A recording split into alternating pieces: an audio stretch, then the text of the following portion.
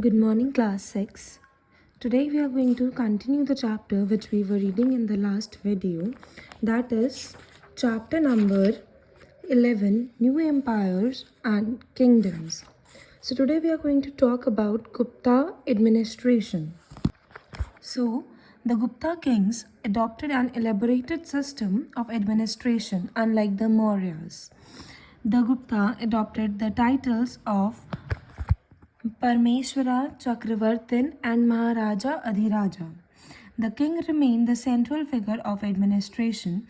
He was assisted by a council of ministers. He issued written instructions to officials on all important matters. He was assisted by Mahananda Nayak, the Chief Justice in judicial matters. The Gupta kings maintained a large army. The army consists of elephants, infantry. During wars, the king led his army, but at the other time, there was a minister called Sandhi Vigrahika. He was in charge of peace and war and was helped by the group of high officials. The king maintained close contact with provincial administration through a class of official called Kumara Matyas. The empire was divided into bhuktis or provinces. The Uparikas were in charge of the provinces and the Vishapatis were in charge of districts. In villages, the headmen and the village elders solved petty cases and disputes. The Chinese travelers Fahin, who came during the region of Chandragupta II, states that capital punishment was absent. Land revenue was the main source of income beside fines. The village remained the basic unit of administration. There were also several similar military leaders who provided troops to the king when required. In return, they were given grant of land from which they could collect revenue and maintain their armies. So what we have read overall in this that the Gupta administration was a complex system with a strong central authority, a well-organized military, and a decentralized provincial and village administration. Now, how did the fall of Gupta? How did the Gupta empire fall? So the weak succession. First reason was the factor was the weak succession. The Gupta Empire faced succession crisis after the death of the Skand Gupta in 467 CE. The ruler were weak and unable to maintain the empire unity. Now the decline of the central authority. As the empire expanded, the central authority weakened and regional governors and noble gained more power, leading to fragmentation. Economic decline. The Gupta Empire's economic decline due to the decrease in trade, a decline in agricultural production, and a rise in inflation. Social unrest. Social unrest and caste conflict also contributed to the decline of the empire. The fall of the Gupta Empire marked the end of the Golden Age in ancient India and paved the way for the rise of the new kingdoms and empire. Now, what was the Golden Era? The period of the Guptas is one of the brightest period in Indian history. It was known as the Golden Age in India. In fact, it was a period of the progress and happiness. Unification of the country. With the rise of the Guptas, India emerged a united, centralized, and a strong national empire. Second is peace and order. Under the rule of the Guptas, there was peace and order in the whole country. The taxes were low, criminal laws was not severe, and the officials were just and honest. Growth of trade and commerce. There was brisk trade in the country, both internally and externally. Trade relations were established with Rome and East India.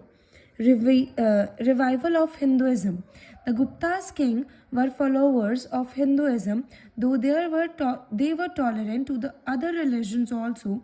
The Mahayana from Buddhism was widely accepted. Revival of Sanskrit. Along with the revival of Hinduism, Sanskrit language also revived. Sanskrit became the court language of the Guptas and it became to be taught even in Buddhist viharas. The universities of Takshila, Nalanda, and Ujjain were great seats of learning. Kalidas and many more writers or poets were the eminent writer. Growth of arts and craft. The Guptas gave encouragement to the growth of art, music, painting, sculptures, architecture, and many more. Many temples were also built at that time.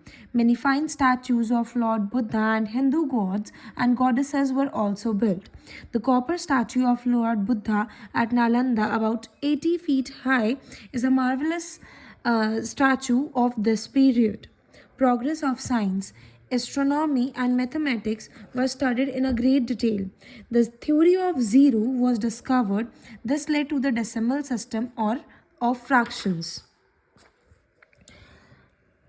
There were many great astronomers and who at the period of Chandragupta too, and the great mathematician who was Aryabhat discovered that the earth rotates around the sun. The scientist of the Gupta period knew surgery and medicines. The greatest physicians of this period was Sushruta. He belonged to the court of Chandragupta too. Next topic about which we are going to read is Harshvardhana. He ruled from 606 to 647 CE. Harshvardhana was also known as Harsha. He was the founder of Pushbhuti dynasty or the Vardhana dynasty. He became the king of Haryana in 606 CE.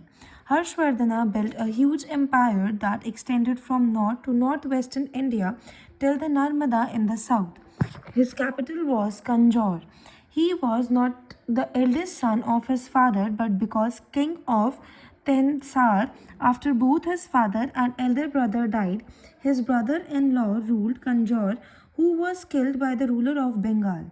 Harsha took over the kingdom of Kanjor and then led an army against the ruler of Bengal.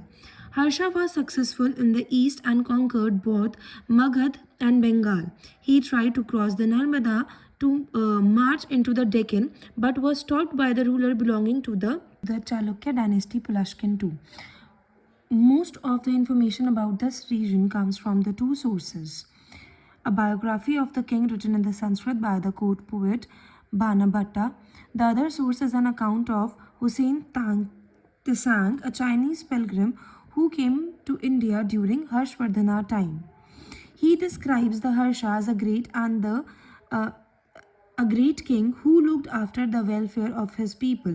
He built a number of stupas. He organized a grand convention at Kanjor, which was attended by many kings. He also sent a mission to China. Now, how was the empire of Harsha? The empire of Harsha, also known as Pushpati Empire, was a powerful empire that extended in ancient India from the 7th century CE. The empire was located in the northern India, covering a vast territory that included present-day India, Pakistan, and the parts of Nepal and Bangladesh. The empire stretched from the Himalayas in the north and Narmada River in the south, from the Indus River in the west to the Brahmaputra River in the east. The capital of empire was Kanjor. In modern days, it is in Uttar Pradesh, India. The empire was divided into several provinces, each governed by the governor of the place. The administration was centralized with the emperor holding supreme power. The emperor was a major center of trade and commerce with extensive trade network with China, Central Asia, Southeast Asia. The empire was known for its rich agriculture production with crop like rice, wheat and sugarcane being major exports. It was also famous for its textile including silk, cotton and wool.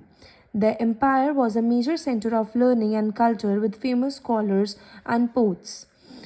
The empire was known for its tolerance of different religions including Hinduism, Buddhism and Jainism.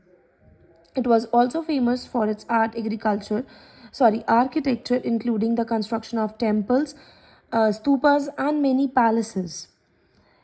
It had a powerful military with a large army and a strong navy. It was protected by the series of defensive walls. The empire was also known for its military campaign and conquest, including the defeat of Huna invasion. The empire declined after the death of Harsha in 647 CE. It was eventually divided into several smaller kingdoms, making the beginning of the medieval period in Indian history. The legacy of the empire Harsha continues to be felt in Indian culture and society, with Harsha being remembered as one of the greatest emperor in Indian history. What was the culture of Harsha? The culture of Harsha Empire was rich and vibrant, one reflecting the diversity and complexity of the ancient India society. Art and architecture. The temple architectures. Harsha Empire saw the construction of many temples, including the famous temples at Bodh Gaya. Sculptures. The empire was known for its beautiful sculptures, including the famous Sarnath Buddha. Paintings. The Ajanta and Ellora caves, which were built during the Harsha region, contain some of the most beautiful paintings in Indian art. Sanskrit literature. Harsha Court was a center of Sanskrit learning, and many more famous Sanskrit writers flourished during his reign. Harsha himself was a poet, and his court was known for its poetic gatherings and competitions. The empire uh, the empire saw the development of the Sanskrit drama with famous playwrights. Harsha Court was a center of a classical music also, with the famous musicians like Tansen. The empire saw the development of the classical dance from like Bharatnatyam and Kathak, including the famous Holi and Diwali festival were celebrated during the Harsha's region. Nalanda University. Now, when we talk about education, Nalanda University, Harsha Empire was a home of the famous Nalanda University, which was center of Buddhist learning. There were many other universities also. Education for women was also a great development at the time of Harsha's period. Buddhism. Harsha's empire was a center of Buddhist learning, with many famous Buddhist scholars, philosophers flourishing during his reign. Hinduism and Jainism was also at its peak. Like about them also, they were taught in the universities. Caste system. The caste system was an important part of Harsha Empire, with different castes having different rules and responsibilities. Women had relatively high status in Harsha's empire, with many women scholars, poets, philosophers flourishing during his reign. Slavery was also present in Harsha's empire, with many slaves being used in domestic and agricultural work. I hope about Harsha it is clear to you all. Now in the next video we are going to talk about administration in the north, literature of this period, and the last topic about is accounts of Hussein's Tang and Fahin.